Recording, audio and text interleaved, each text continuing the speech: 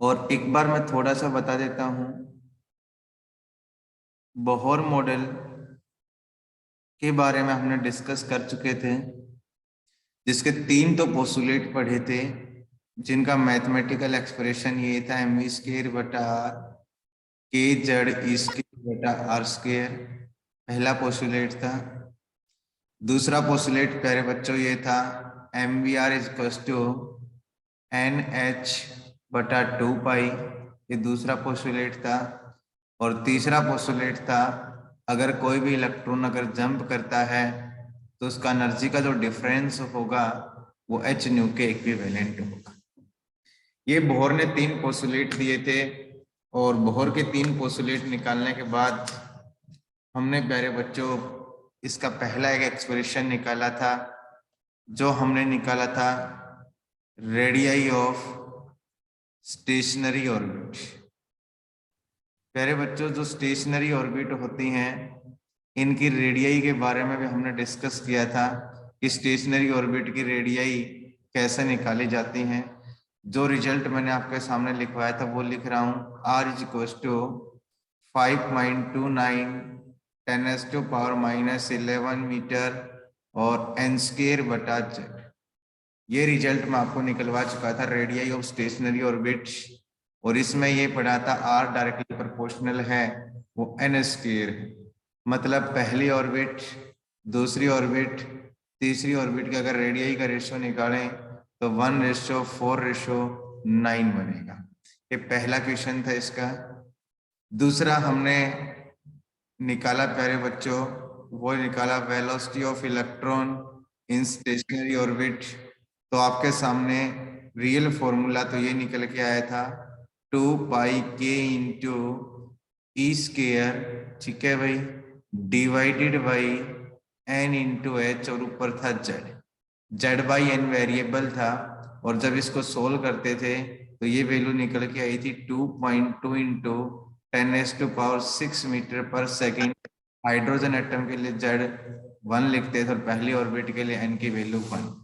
और यहाँ हमने देखा था कि जैसे जैसे नंबर ऑफ ऑर्बिट्स बढ़ेंगी वैसे वैसे स्पीड इन स्टेशनरी ऑर्बिट्स है वो डिक्रीज करेगी, ठीक है बेटा। और इसका जो रेशियो पड़ा था v1 ratio v2 ratio v3, 1:1/2 ratio 1/3 ratio, ये कंसेप्ट हमने पढ़ा था वेलोसिटी से। तीसरी प्यारे बच्चों जो हमने इसकी चीज पढ़ी थी वो कंसेप्ट हमने पढ़ा था यहाँ से तीसरे के अंदर, और तीसरे में पढ़ा था फ्रीक्वेंसी। और फ्रीक्वेंसी का जो फॉर्मूला हमने पढ़ा था के जेड ई² divided by n h into r. ये फॉर्मूला मैं आपको पढ़ा चुका था फ्रीक्वेंसी की टर्म में। और जब जेड की वैल्यू 1 और पहली ऑर्बिट की वैल्यू 1 जब आप पुट करते थे तो पहले ऑर्बिट की फ्रीक्वेंसी जो आई थी 6.57 इंटू 10⁻15 राउंड पर सेकेंड। ये पहले ऑर्बिट की फ्रीक्वेंसी थी, ठीक है बेटा। ऐसे हमने लास्ट चीज जो पढ़ी थी वो बोहर मॉडल से पढ़ी थी, टोटल एनर्जी -13.6 z² बटा क्या था n², ठीक है। और ये था इलेक्ट्रॉन वोल्ट में। जैसे मैं पहली ऑर्बिट की बात करूं तो मैंने आपको लिखवाया था -13.6 इलेक्ट्रॉन वोल्ट चाहिए। दूसरी ऑर्बिट की बात करूं तो n=2, हाइड्रोजन के लिए z=1 तो -3.4 इलेक्ट्रॉन वोल्ट चाहिए, ठीक है। ये सारी वैल्यू ऐसे ही मैंने E3 की बात करता तो E3 की वैल्यू आती -1.51 इलेक्ट्रॉन वोल्ट। ऐसे प्यारे बच्चों मैंने आपको एनर्जी निकालना सिखाया, ठीक है। और उसके बाद हमने स्पेक्ट्रल लाइंस पढ़ी। स्पेक्ट्रल लाइंस में एक फॉर्मूला पढ़ा 1/λ is equal to r into z² 1/n1² minus 1/n2²। कोई भी इलेक्ट्रॉन जंप करता है हायर ऑर्बिट से लोअर ऑर्बिट में तो वो कुछ ना कुछ एनर्जी को रेडिएट करता है, बाहर निकालता है, और वो बेटा सीरीज के रूप में लाइमन, बाल्मर, पास्चन, ब्रैकेट, इस तरीके से वो रेडिएशन है वो बाहर आती है, ठीक है। तो यहाँ तक किसी बच्चे को एक बार डाउट था तो मैंने आपको एक बार दोबारा से सिंबल रिवाइज करवा दिया है। अब मैं मेन टॉपिक के ऊपर आता हूं जो हमें आज का पढ़ना है। ये थे बोहर मॉडल और इसकी लिमिटेशन मैंने बता दी थी कि ये सिर्फ और सिर्फ हाइड्रोजन एटम के लिए अच्छी दे पाया और किसी एटम के लिए कामयाब नहीं था। तो इसके बाद इसमें बचता है पहला एक क्वेश्चन जो आपसे बहुत बार सीबीएसई में पूछा गया है। इस चीज को आप नोट करेंगे, D Broglie explanation of Bohr model, Bohr second postulates of quantization, of quantization. कई बार ये क्वेश्चन भी 2 नंबर में पूछ लेता है। फाइन स्ट्रक्चर कांस्टेंट क्या होता है? फाइन स्ट्रक्चर कांस्टेंट नहीं था, फाइन स्ट्रक्चर सीरीज लाइंस थी जो अच्छे से डिफाइन नहीं कर पाया था बोहर, उसको बोलते हैं फाइन स्ट्रक्चर कांस्टेंट। ठीक है। De Broglie explanation of Bohr second postulate. देखो बेटा, बोहर का जो सेकंड पोस्टुलेट था, according to Bohr second postulate, Bohr के सेकंड पोस्टुलेट के अकॉर्डिंग MVR जो होता है वो NH/2 पाई। ये स्टेटमेंट देने वाला बोहर था कि कोई भी इलेक्ट्रॉन जिस भी ऑर्बिट में रोटेट करेगा, जिस भी ऑर्बिट में मूव करेगा, तो प्यारे बच्चों उसका जो एंगुलर मोमेंटम होगा वो integral multiple of Planck's constant. ठीक है। लिमिटेशन बेटा कंप्लीट हो गई, वो हमने पहले कल कर चुके थे। अब ये टॉपिक ही नया है जो डी ब्रोगली ने बोहर के सेकंड पोस्टुलेट को डिफाइन किया है। ठीक है। अब कहता है कि D Broglie explanation of Bohr second postulate of quantization. Bohr के सेकंड पोस्टुलेट को डी ब्रोगली ने कैसे एक्सप्लेन करके बताया? तो बोहर ने तो कहा कि कोई भी इलेक्ट्रॉन जिस भी ऑर्बिट में रोटेट करेगा, प्यारे बच्चों ये इलेक्ट्रॉन यहाँ रोटेट कर रहा है, मान लो ये ऑर्बिट सेकंड है। ठीक है। तो कहता है कि इसका जो एंगुलर मोमेंटम होगा वो इस कंडीशन को ओबे करना चाहिए 2h/2 पाई। ठीक है। लेकिन according to de Broglie, de Broglie ने एक बात कही थी जो आपने इलेक्ट्रोमैग्नेटिक वेव्स में भी पढ़ी थी, 7th यूनिट में पढ़ी थी, कि डी ब्रोगली वेव्स वो होती हैं जो प्यारे बच्चों मूविंग पार्टिकल से पैदा होती। मैंने आपको पढ़ाया था ऐसी वेव जो मूविंग पार्टिकल से पैदा होती है। हो सकता है वो चार्ज हो और हो सकता है वो अनचार्ज हो। इलेक्ट्रॉन से, प्रोटॉन से, कोई पार्टिकल से, कोई भी पार्टिकल अगर मूव करता है तो डी ब्रोगली ने कहा था कि वो क्या पैदा करेगा? Electromagnetic waves. तो डी ब्रोगली ने कहा कि कोई भी इलेक्ट्रॉन किसी भी स्टेशनरी ऑर्बिट में घूमता है, a stationary orbit, a stationary orbit is that which contain integral number of de Broglie waves, de Broglie waves associated with moving electron, moving electron के पास। अब प्यारे बच्चों स्क्रीन पे ध्यान दे सभी एक बार, ये न्यूक्लियस ना, सॉरी ये न्यूक्लियस, अंदर न्यूक्लियस पे चार्ज बेटा Ze, न्यूक्लियस का चार्ज Ze। अब इलेक्ट्रॉन ऐसे दौड़ रहे हैं, तो बोहर ने तो कहा कि इस इलेक्ट्रॉन को दौड़ने के लिए MVR बराबर NH/2 पाई को ओबे करना पड़ेगा। ये बात तो बताने वाला बोहर था कि जिसका एंगुलर मोमेंटम है वो integral multiple of Planck's constant होना चाहिए। लेकिन डी ब्रोगली ने कहा कि अगर ये इलेक्ट्रॉन दौड़ता है तो ये इलेक्ट्रॉन भी वेव पैदा करेगा। क्या पैदा करेगा? ठीक है, कि ये स्टेशनरी ऑर्बिट एक ऐसी orbit is that which contain, जिसके पास होता है integral multiple of de Broglie waves, क्योंकि उस ऑर्बिट के में इलेक्ट्रॉन बार बार दौड़ता रहेगा, बार बार दौड़ेगा तो बहुत सारी वेव एसोसिएट करेगा। तो उनने बताई, ये बात किसने बताई, डी ब्रोगली ने, कि जिस भी ऑर्बिट में इलेक्ट्रॉन दौड़ेगा 100% उस ऑर्बिट में नंबर ऑफ इंटीग्रल वेव पैदा होंगी। और उसने कहा अगर मान लो वो इलेक्ट्रॉन जिस भी ऑर्बिट में घूम रहा है आर एन, मान लो एन की जगह पहली ऑर्बिट की रेडियस, दूसरी ऑर्बिट की रेडियस, तो जिस भी सरकमफ्रेंस कंप्लीट करेगा वो कंटेन करेगा integral multiple of de Broglie waves. ये स्टेटमेंट देने वाला था डी ब्रोगली। तो उसने क्या कहा, मान लो वो इलेक्ट्रॉन दूसरी ऑर्बिट में घूम रहा है तो उसकी सरकमफ्रेंस होगी 2πr2, मतलब दूसरी ऑर्बिट की रेडियस के बराबर, और n हो गया इंटीग्रल नंबर ऑफ वेव्स जो पैदा होंगी, और n इंटू क्या करेगा, लेंथ।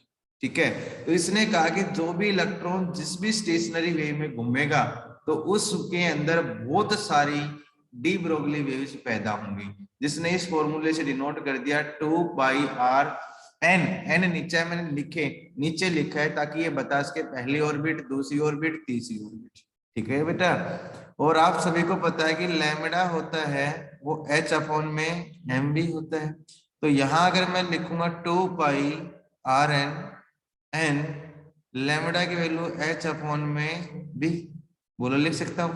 ऐसे ही वेलोसिटी पहली ऑर्बिट में, दूसरी ऑर्बिट में, तीसरी ऑर्बिट में, तो इसके साथ मैं n लगा लेता हूं। तो इसको मैं ऐसा लिख सकता हूं m vn rn nh बटा कितना हो जाएगा 2π। बोलो सही है कि नहीं है? और यही बोलो बोहर का सेकंड पोस्टुलेट था कि नहीं था? तो बताओ डी ब्रोगली ने अपनी इक्वेशन देखे और इसी के अंदर से किसको प्रूव कर दिया, बोहर के सेकंड पोस्टुलेट को। बोलो कर दिया कि नहीं कर दिया? तो ये क्वांटम कंडीशन है बोहर के सेकंड पोस्टुलेट की, angular momentum of electron revolving in orbit must be integral multiple of a Planck's constant. बोलो आया कि नहीं आया?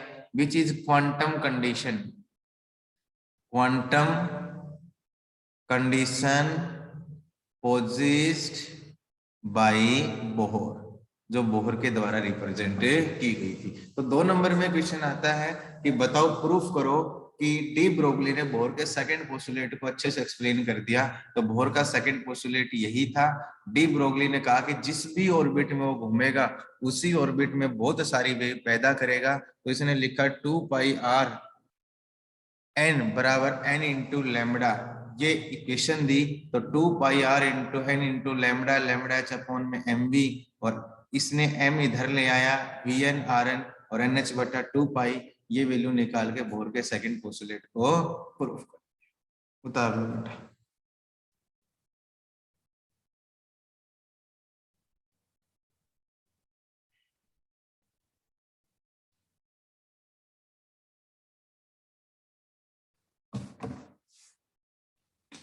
यहां तक सभी बच्चों ने कर लिया?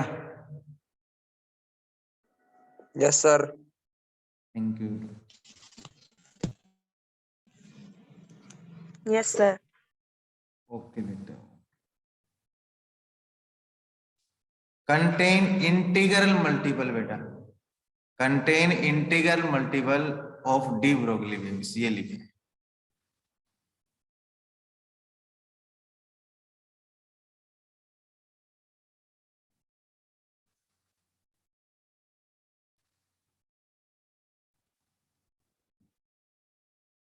पवन कुमार +2 R1 से है।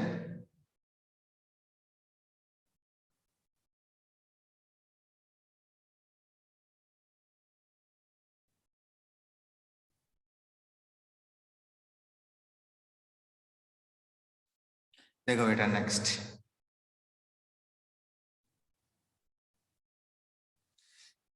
नेक्स्ट आता है आपके पास क्या क्या सिचुएशन आती है, एक्साइटेशन एंड आयोनाइजेशन एनर्जी, और एक्साइटेशन और आयोनाइजेशन पोटेंशियल। आपसे कहे नेक्स्ट टॉपिक है एक्साइटेशन पोटेंशियल।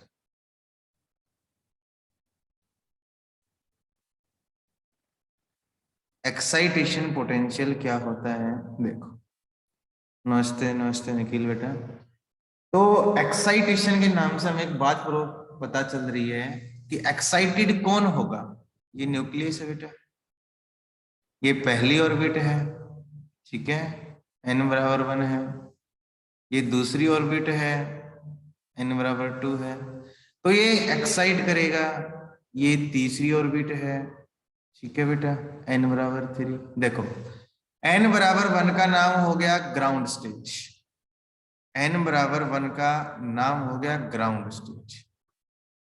तो यहां से एक बात कहूं मैं, n बराबर 2, या तो बेटा इसको कहूंगा मैं सेकंड ऑर्बिट, या तो मैं कहूंगा इसको सेकंड ऑर्बिट, या इसका दूसरा नाम होगा first excited stage, first excited stage, ठीक है। पहली एक्साइटेड, तो इलेक्ट्रॉन पहली से दूसरी में जाएगा, तो पहली एक्साइटेड स्टेट। ऐसे n बराबर 3, या तो मैं इसको कहूंगा थर्ड ऑर्बिट, या इसको कहूंगा मैं second excited state, second excited state. तो ये सेकंड एक्साइटेड स्टेट होगी, ठीक है भाई। तो एक्साइटेशन पोटेंशियल क्या होगा कि कोई भी इलेक्ट्रॉन पहली ऑर्बिट में है और इसको दूसरी में जाना है, तो कुछ ना कुछ एनर्जी की रिक्वायरमेंट होगी। Absorption of energy by an electron, electron के द्वारा कुछ क्या ली जाएगी, एनर्जी, जिससे ये एक ऑर्बिट से किस में जा सकेगा, हायर ऑर्बिट में, लोअर से हायर में, और वही कहलाएगा एक्साइटेशन है पोटेंशियल, ठीक है। तो मैं आपके सामने लिखता हूं इसके डेफिनेशन कि एक्साइटेशन पोटेंशियल क्या होता है। तो इसमें आप लिखोगे the minimum accelerating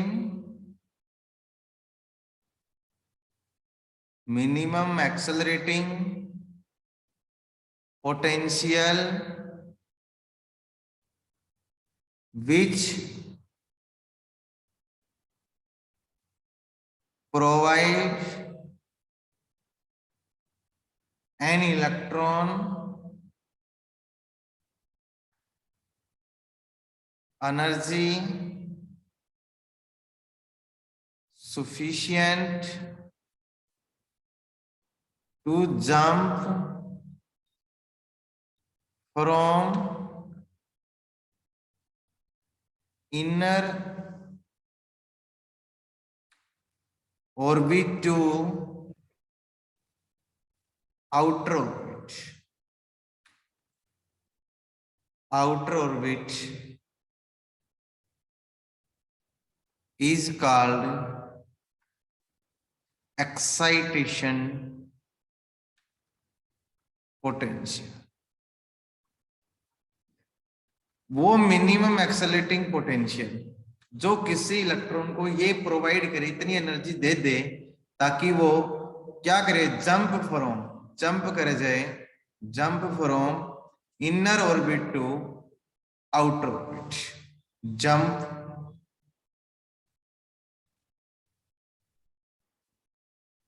from inner orbit to outer orbit, जो इनर ऑर्बिट से आउटर ऑर्बिट के अंदर जंप कर जाए वो कहलाएगा आपके पास एक्साइटेशन पोटेंशियल, ठीक है। और अगर उसको 4 से मल्टीप्लाई कर दोगे तो एनर्जी बढ़ जाएगी। जैसे सपोज दैट प्यारे बच्चों, मैं कहूं पहली ऑर्बिट की एनर्जी -13.6 इलेक्ट्रॉन वोल्ट, सही बात है। दूसरी ऑर्बिट मैंने आपको लिखवाई थी, इसकी एनर्जी -3.4 इलेक्ट्रॉन वोल्ट। तीसरी की मैंने लिखवाई थी -1.51 इलेक्ट्रॉन वोल्ट, ठीक है। अब देखो, अगर energy required electron ground state to first excited state, ground state to first excited state, आपको जाना है ग्राउंड स्टेट से पहली एक्साइटेड स्टेट। ग्राउंड स्टेट का नाम मैंने क्या बताया था, पहली ऑर्बिट। फर्स्ट एक्साइटेड मतलब कौन सी होगी, दूसरी ऑर्बिट। इसका मतलब ग्राउंड स्टेट का मतलब पहली ऑर्बिट, फर्स्ट एक्साइटेड का मतलब दूसरी ऑर्बिट, तो दोनों का डिफरेंस एनर्जी का E2 माइनस का क्या करोगे, E1। तो आपने इस सेकंड ऑर्बिट की एनर्जी कितनी है, -3.4 -3.4 माइनस पहली ऑर्बिट की एनर्जी कितनी है माइनस माइनस प्लस 13.6। तो एनर्जी तो निकालनी पड़े तो आप कहोगे कि इलेक्ट्रॉन को ग्राउंड स्टेट से पहली एक्साइटेड स्टेट में जाने के लिए ग्राउंड स्टेट से पहली एक्साइटेड स्टेट में जाने के लिए कितनी एनर्जी की जरूरत पड़ेगी 10.2 इलेक्ट्रॉन वोल्ट। और अगर सिर्फ ये कह देता कि एक्साइटेशन पोटेंशियल बताओ तो कुछ नहीं करना था, आपको ई हटा देना था और 10.2 वोल्ट लिख देते। कितना लिख देते 10.2, क्योंकि इलेक्ट्रॉन वोल्ट एनर्जी की यूनिट होती है और वोल्ट पोटेंशियल की यूनिट होती है। ठीक है, तो यही है कि कितनी एनर्जी चाहिए तो आपने डायरेक्ट निकाल ली यहां से 10.2 इलेक्ट्रॉन वोल्ट। और एक्साइटेशन पोटेंशियल की बात करता तो कितना निकले के आता 10.2। बताओ पहली डेफिनेशन समझ में आई कि नहीं आई बेटा? कर लोगे यहां तक? थैंक यू बेटा। देखो एक एग्जांपल और देता हूं।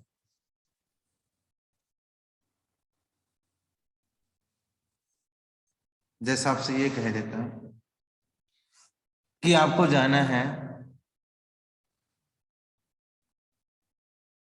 ग्राउंड स्टेट से सेकंड एक्साइटेड स्टेट में। ग्राउंड स्टेट से सेकंड, ग्राउंड स्टेट का मतलब 1, सेकंड एक्साइटेड का मतलब बेटा n बराबर है 3। समझ गए? तो अब डिफरेंस निकालो। E3 माइनस क्या करोगे E1। E3 की वैल्यू ये है -1.5 माइनस माइनस प्लस E1 की वैल्यू 13.6। जब इस टर्म को सोल्व करोगे तो आ जाएगा 12.09 इलेक्ट्रॉन। मतलब इलेक्ट्रॉन को ग्राउंड स्टेट से सेकंड एक्साइटेड स्टेट में अगर ये जाएगा तो इसको एनर्जी कितनी चाहिए भाई 12.09 इलेक्ट्रॉन वोल्ट चाहिए। ठीक है, और अगर पोटेंशियल की बात करता मैं, पोटेंशियल की बात करता तो यही आंसर हो जाता 12.09 वोल्ट। कितना हो जाता 12.09। बोलो होता कि नहीं होता? बोलिए बेटा। क्या यहाँ तक सभी बच्चों को अच्छे से समझ में आ गया? Yes sir. Yes sir. बहुत बढ़िया। नेक्स्ट पार्ट लिखे इसमें।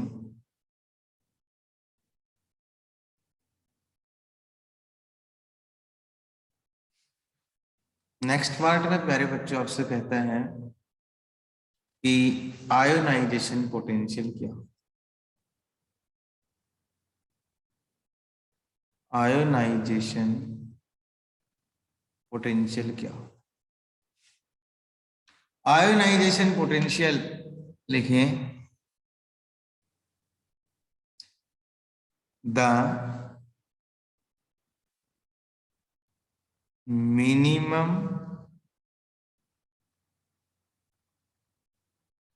accelerating potential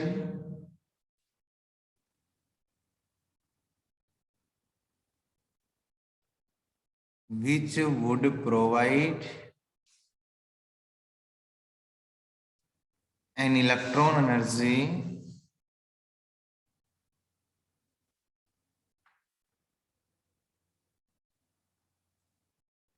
sufficient to just to remove it from outermost orbit of atom is called ionization potential. Is called ionization potential. देखो आयोनाइजेशन पोटेंशियल में क्या, ध्यान से समझना बेटा इसको। आयोनाइजेशन पोटेंशियल कहता है ये न्यूक्लियस है, ये पहली ऑर्बिट है,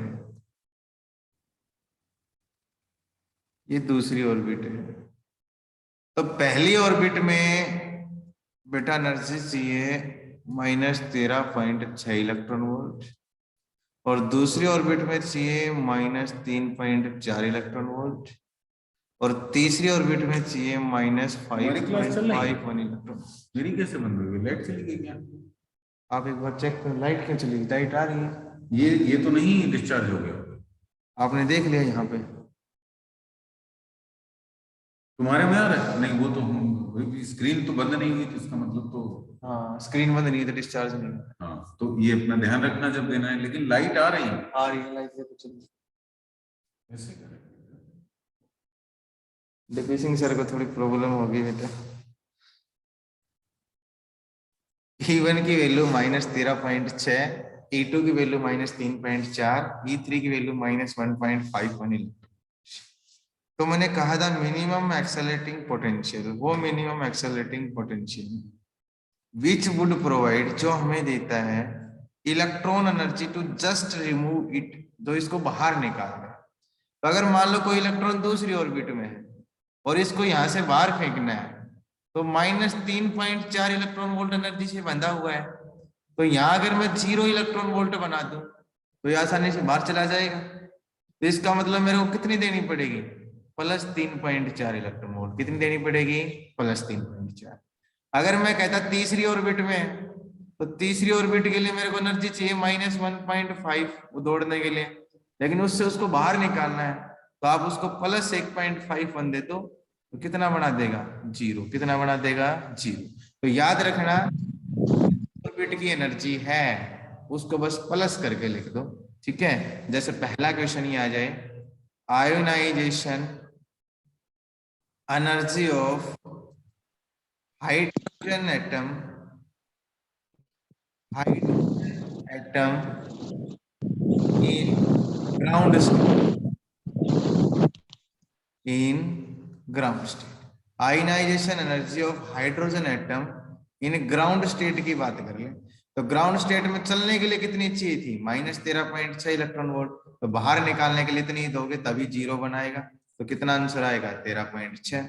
यही क्वेश्चन आ जाता है, ionization energy of hydrogen atom in first excited state, ionization. तो इतना प्लस देते ही 0 बन जाएगा। तो इसका आंसर आ जाता +0.34 इलेक्ट्रॉन वोल्ट। पोटेंशियल की बात करता तो यही हो जाता 13.6 वोल्ट, और इसका हो जाता 3.4। ठीक है। तो एक सिंपल सा फॉर्मूला मैं आपके सामने बना देता हूं कि किस तरीके से आपको निकालना है।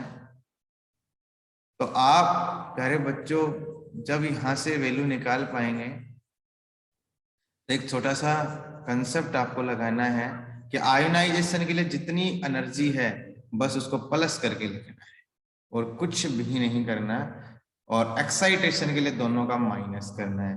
तो मैं डायरेक्ट आपको बात कर दूं कि जब भी आपको आयोनाइजेशन एनर्जी निकालनी है तो आपको +13.6 Z² बटा n² लगाना है।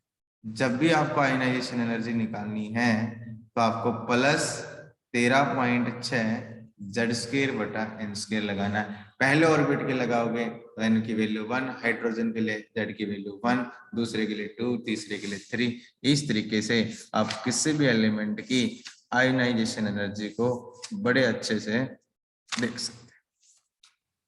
बोलो बेटा,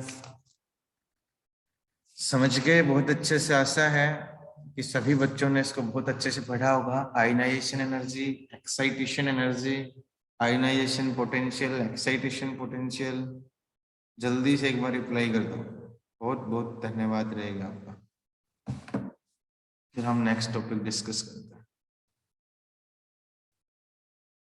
करो बेटा।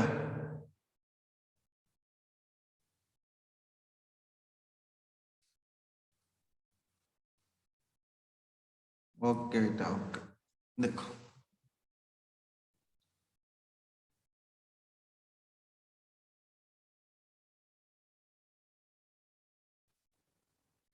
तब तक मैं अगली क्लास एक बार बना देता हूँ। ये 11:40 पे खत्म हो जाएगी। 11:40 से 20 मिनट की क्लास में एक बार बताता हूँ, अगर टॉपिक रह जाएगा तो हम उसको ज्वाइन करेंगे।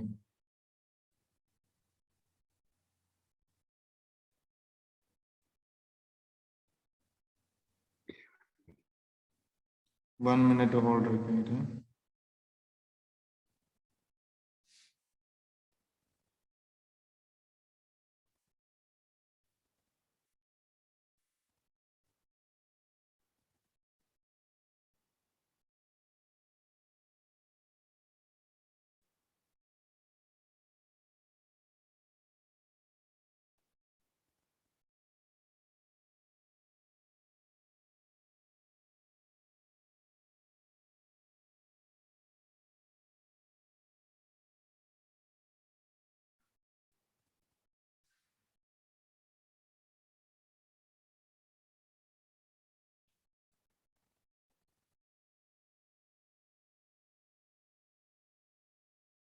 हमने आपकी क्लास दूसरी असाइन कर दी है बेटा 11:40 पे, ठीक है।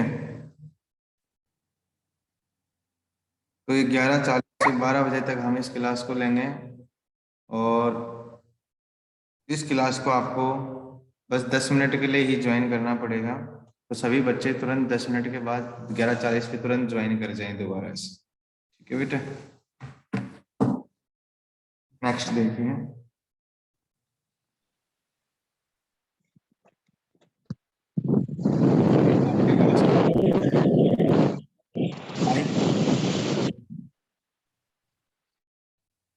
एक आपके पास आता है impact parameter.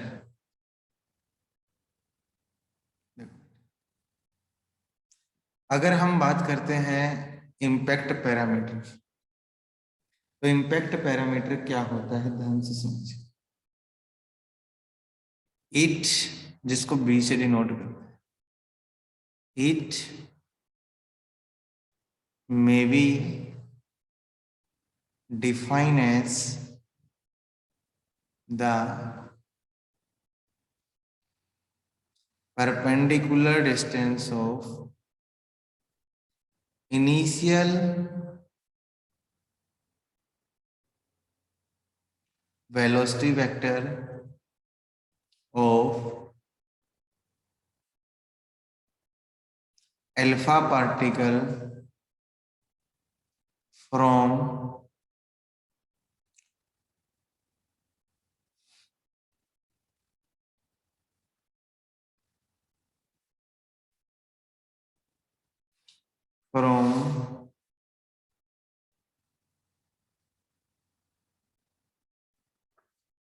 central line of nucleus, from central line of nucleus.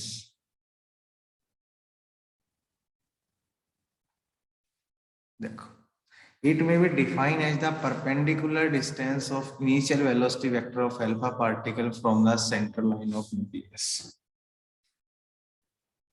क्या होता है रियल में इम्पैक्ट पैरामीटर, ध्यान से समझो। ये बेटा एटम है, ये न्यूक्लियस, ठीक है। ये मैंने बोल दी आपको सेंट्रल लाइन, जो न्यूक्लियस सेंटर में, ठीक सेंटर में आपका न्यूक्लियस है, ये न्यूक्लियस की लाइन है। तो मैंने आपको एक बात कही कि इट में भी डिफाइन एज, आप ऐसे डिफाइन करोगे परपेंडिकुलर डिस्टेंस। मान लो कोई अल्फा पार्टिकल यहां से होके जा रहा है, ऐसे ये थोड़ा टकरा के डिफ्लेक्ट हो गया, कोई अल्फा पार्टिकल इसके ऊपर से यहां से गया होगा। तो देखो सेंट्रल लाइन से ये डिस्टेंस, इस वेलोसिटी वेक्टर की इम्पैक्ट पैरामीटर। कोई पार्टिकल और ऊपर से जाएगा तो बिल्कुल सीधा निकल जाएगा, इम्पैक्ट पैरामीटर। तो जो पार्टिकल जितना नजदीक से होके जाएगा, न्यूक्लियस के जितने नजदीक से जाएगा उतना डिफ्लेक्शन ज्यादा होगा, और जितना दूर से जाएगा उतना डिफ्लेक्शन कम। तो देखो ऊपर वाली लाइन बिल्कुल सीधी निकल गई, बिल्कुल क्या निकल गई, सीधी, कोई डिफ्लेक्शन नहीं है। तो मैंने क्या लिखा, इट में भी डिफाइन।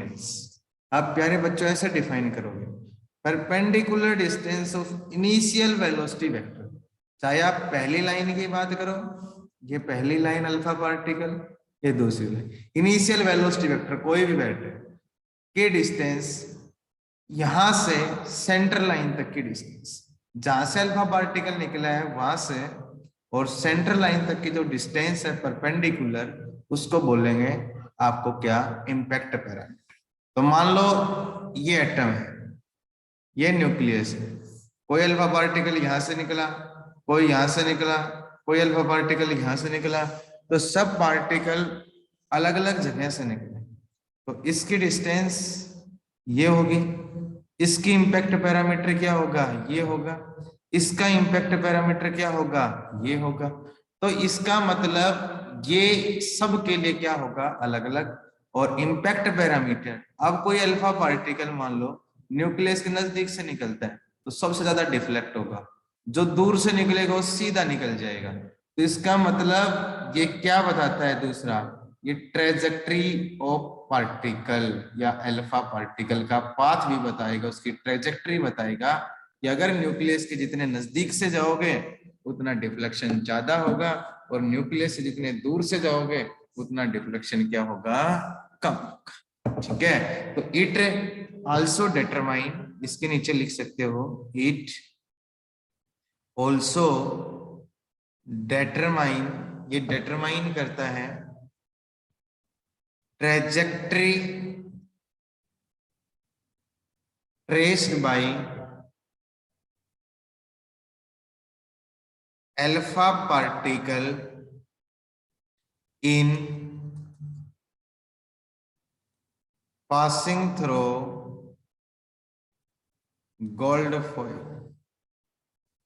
जब गोल्ड फॉइल से अल्फा पार्टिकल को पास करवाया गया तो उनकी ट्रेजेक्ट्री भी हम किससे निकाल सकते हैं, इम्पैक्ट पैरामीटर से। किससे निकाल सकते हैं, इम्पैक्ट पैरामीटर। तुरंत बेटा एक बार क्लास को ज्वाइन कर लेना सभी बच्चे, एटम सेकंड के नाम से, लेक्चर सेकंड के नाम से क्लास बना।